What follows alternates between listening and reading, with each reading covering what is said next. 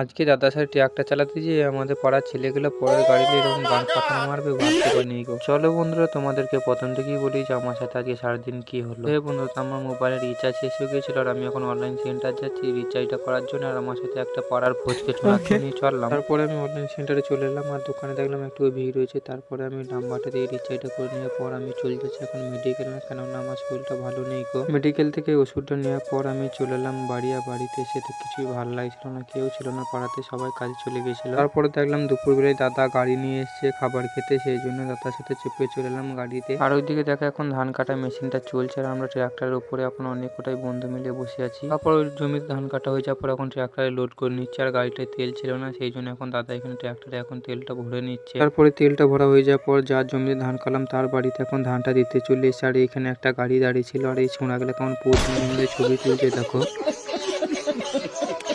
তারপরে ওইখানে ধানটা ঢেলে আসার পর এখানে নাকি একটা সাপ বেরিয়েছিল আর দাদা বলছে আমি এখন ধরবো সাপটাকে, ধরতে যাচ্ছে দেখো দাদা কেমন এখানে এখন। তারপর গাড়িতে 2-3 ঘন্টা থাকার পর এখন সন্ধ্যে লেগে গিয়েছে আর আমাদেরকে এখন বাড়ি যেতে হবে, সেই জন্য দাদাকে গাড়িতে রেখে দিয়ে আমরা এখন চলে যাচ্ছি বাড়ি।